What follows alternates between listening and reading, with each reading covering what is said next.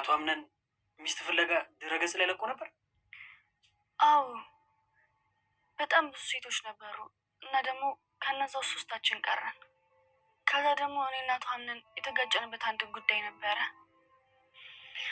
ከዛ በዛ ምክንያት ከሶስታችንም ማናችንም ሳይመርጥ ቀረ። ምንድን ነበር ያጋጫችሁ? በሰዓቱ እኔ አርፍጄ ነበረ። አሁን የተፈጠረውን አንድ ባንድ አስረዳኝ። ወደ ቢሮ ስገባ አንድ ሴት አየሁ። ሴት? ምን አይነት ሴት? ሙሉ በሙሉ ሰውነቷ በጥቁር ልብስ የተሸፈነች ሴት።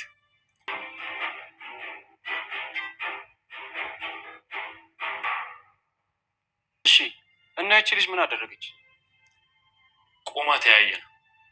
ከዛም ጸሐፊዋ ደውላ ዶክመንቱ መሰረቁን ነገረች። በዛው ቅጽበት አጠገቤ የነበረችዋ ልጅ አጣኋት። ስለዚህ ያንን ዶክመንት የወሰደችው ያቺ ሴት ናት ማለት ነው? አዎ። ከዛም ወረቀቱን ወደ ሆነ መኪና ወረወረችው። ከረጅም ክትትል በኋላ መኪናውን አባረሪ መንገድ ዘጉበት። መሳሪያን ይዤ ስወርድ ግን እሱ ነው ያለ። እኔ ግን ህሊና ይጠይቀኛል። መርማሪ፣ እኔ ንጹህ ሰው አይደለም። የሚገባኝን ቅጣት ስጡ። ምሩ ሰልችቶሽ ያውቃል? ከማን ጋር ተጣልተህ ነው? ከማንም ጋር አልተጣለሁም፣ ግን ከራሴ ለመሸሽ እየሞከርኩ። ለምን? ቤሌን። አቤት። ከመጀመሩ ነው በእኔ እንደዚህ ጨከንሽው? አምነን እየቆየን ያለፈውን ካወራን አዲስ ህመም ይሆነናል። ስለዚህ ከዚህ በኋላ በዚህ ጉዳይ ባናወራ የተሻለ ነው። ቤሌን፣ መቼም እኮ አልተወህም ብለሽኝ ነበር። አንተም እኮ መቼም እንደማትተወኝ ነበር የነገርከኝ። ቤሌን፣ ማኑ በመሀላችን ገብቶ እንጂ እንደንሆን ያደረገ? ማንም? ለሁሉም ነገር ተጠያቂ እኮ አንተው ነህ።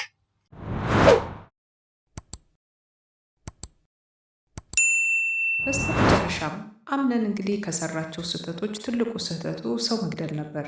ይህንን አስቦበት አልሞበት ያደረገው ሳይሆን ድንገት ቅስፈታዊ በስሜት ተገፋፍቶ እንዲሁም ደግሞ በገዛ መልካም ሰው ነው ጓደኛዬ ነው ባለው ሰው የስራ ባልደረባው እንግዲህ የተካደው አምነን ሳያስበው ይህንን ድርጊት ሊፈጽምበት ችሏል ማለት ነው። ያው ከሰው ስህተት አይጠፋምና ዛሬ የህሊና እስረኛ ሆኛለሁ ውሰድኝ ሲል ነበረ። በጣም ግራ በተጋባ ውስጥ ሆኗል። አምነን አሁን ላይ ብዙ ነገሮቹ እየተዘባረቁበት በሚገኙበት ሰዓት ማንም ሰው ሊረዳው እሱን የውስጡን አልቻለም። ወንጀሉን ስትፈጽም ያየህ ማንም ሰው ከሌለ ምንም አትጨናነቅ፣ እንደዚሁ ባለበት ድፍንፍን ይላል። ካልሆነ ግን እኛ አብረንህ ተጠያቂ ስለምንሆን እያለ መርማሪ ፖሊሱ እንግዲህ አንዳንድ ነገሮችን አብሮ በጉቦ እየሰራ ስለነበር ይሄን ለማስተባበል ቢሞክርም አሁን ይሄ ሁሉ ነገር ቀርቶ እኔን እጄን ይዛችሁን ሂዱ በማለት እጁን ከፍ አድርጎ ሁለት እጁን ሲሰጠው ነበረ። ምክንያቱም ከህሊና ነፃ ልሆን አልቻልኩም፣ ይሄ ነገር ለእኔ ከብዶኛል፣ ሁሉ ነገር እኔን የሚጠቁም ይመስላል በማለት አምነን እንግዲህ የነበረውን ነገር ሲነገር ነበረ። ባሮክ በአሁኑ ሰዓት ላይ የአምነንን ደካማ ጎኑን እያገኘበት ይገኛል። አምነን እንግዲህ በጣም ብዙ አሰልቺ የሆኑ ጉዞዎችን እያደረገ ቢሆንም ባሮክ እንግዲህ በአሁኑ ሰዓት ወንድሜ ነህ እየተባባለ በጎሪጥ አይኑ የሚመለከተው ያለው በመልካም እይታ ሳይሆን በመጥፎ እይታዎችና በመጥፎ ትዝታዎች የሚያስታውሰው ወንድሙ አምነንን ባሮክ እንግዲህ ሊበቀለው እያሰበው ይገኛል ማለት ነው። ከዚህ ቀደም እንደምናስታውሳት ዶክሜንት ሰርቃለች የተባለችዋ ልጅም ዛሬ ከባሮክ ጋር ተገናኝታ ነበረ። ባሮክና እሷ የተለያዩ ነገሮችን ለመስራት ያሰቡ ይመስላሉ።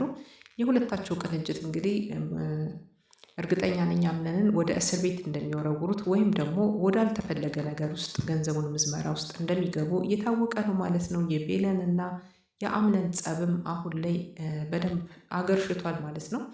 ጸባቸው እንግዲህ እየተካረረ የመጣ ይመስላል። ይህንን ቀዳዳ ለመጠቀም ደግሞ በዚች ጥግ ቦታ ላይ ነገሮችን ለማስተካከል እየሞከረች ያለችው ማርያ በአሁኑ ሰዓት እንግዲህ አምነንን ልታቀራርብኝ ወይም ደግሞ ከአምነን ጋር እጅ ለእጅ ተያይዤ ሲበላ እያጎረሰኝ ሲሄድ እጄን ይዞ እንዲሄድ አድርጊልኝ በማለት ቤለን ጋር ልመና ሄዳለች ማለት ነው። ቤለን እንደ አስታራቂም እንዲሁም ደግሞ እንዳገናኝም ልታደርጋት ያሰበች ትመስላለች ማለት ነው። ይሄን እንድታደርግ የፈለገችው ቤለንን እንግዲህ ከገመተቻት በኋላ ነው። በጨዋታ ሀሳባ ጓደኛለሽ ወይስ የለሽም ፍቅረኛ ብላ በጠየቀቻት ሰዓት እንግዲህ ይህንን ነገር ስትነግራት አምነን አይኑን እያየች እንዲሁም ደግሞ አለ ግን ደግሞ እንደሌለ ቁጠሪው አይነት ነገር ነበር። ሁለታቸው በፍቅር አይን ተሰራርቀው ሲመለካከቱት የነበረው የአምነንና የቤለን እንግዲህ እውነተኛ ፍቅር ዛሬም ቢሆን አሸንፏል ማለት ነው።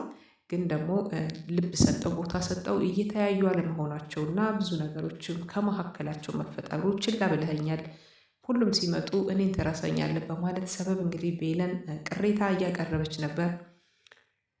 ሌላው ነገር ቤተሰቡ በሙሉ ሁሉንም ነገር እያመሰው የሚገኘው የባሮክ ጉዳይ ነው። ሜርሲም እንግዲህ ብዙ ነገሮችን እያስተዋለች ብትሆንም ባሮክ ማን እንደሆነ ቀስ ብዬ አጠናለው፣ ማንነቱን ለማወቅ ሞክራለሁ ስትል ነበር። ሜርሲ ከፈለገች ብዙ ነገሮችን ማስተካከል ትችላለች።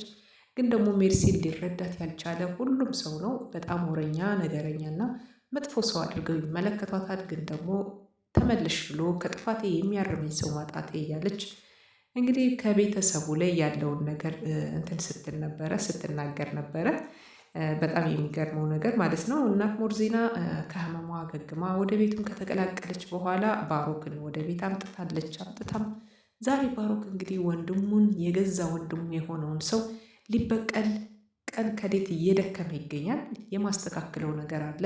መኪናህን ልዋሰው ወንድሜ ቢለውም እሺ ምንም ችግር የለም የእኔ ገንዘብ ያንተ ነው በማለት ሁሉን ነገር እየፈቀደለት ያለው አምነን እንግዲህ ደካማ ጎኑን እየተጠቀመበት ባሮክ ለማጥቃት እሱን ዳዴ እያለ ይገኛል ማለት ነው።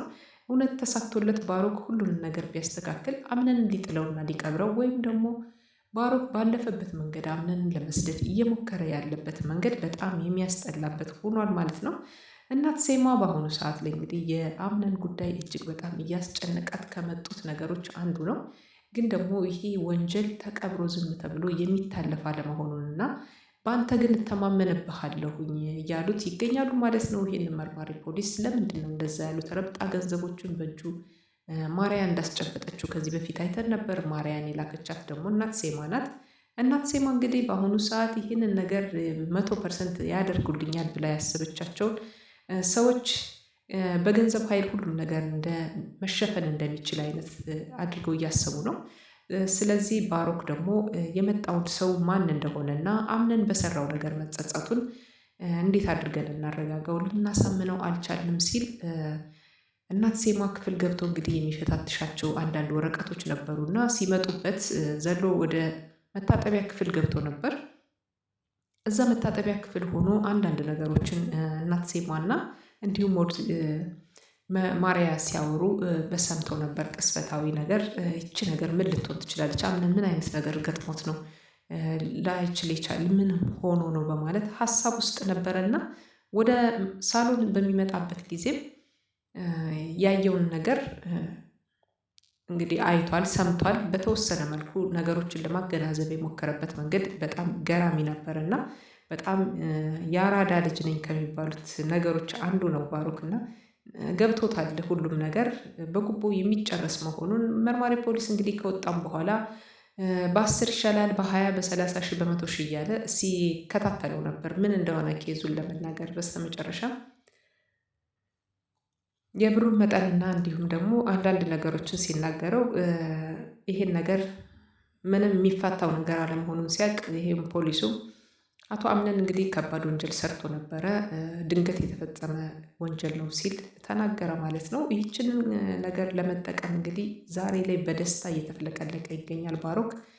እንግዲህ ሙሉ ቤተሰቡን እያስጨነቀ ያለው ብዙ ነገሮች አሉ በየራሳቸው። እናት ዛህራም የጠፋች ልጇን እየፈለገች ትገኛለች። አቶ አምነንም እንግዲህ ይህችንን ቤለንን እየተከተለ ይኖራል። ጄሪም እንግዲህ ከወጣችበት ቅጽበት ጊዜ ጀምሮ እስካሁን ድረስ ማርያ ከጎኑ እንደሆነች አይተናታል። ጄሪ መኖሯ ብዙም አላስቸገረቻትም ነበር ለቤለን። አሁን ላይ ግን የመጣችቷ ማርያ በጣም ቅንቅን ውስጥ እንደገባችባት እና በጣም ብዙ ነገሮችን እየተሰቃየች እንደሆነ ታስታውቃለች ማለት ነው። በተለይ ደግሞ ቤለን እና ማርያ መልካም ነገሮችን የሰሙ ያደረጉ ይመስላቸዋል፣ ግን ደግሞ ትክክለኛ ቦታ ላይ አለመሆናቸውን ሁለታቸውም ያሳያሉ። ቤለን እንግዲህ የራሷን ፍላጎት ስታዳምጥ አምነን የእሷና የእሷ ብቻ ቢሆንላት ደስታዋ ነው፣ ሌላ ሰው ባይጋራት። እንዲሁም ደግሞ ማርያም እንደዛ እያሰበች ትገኛለች።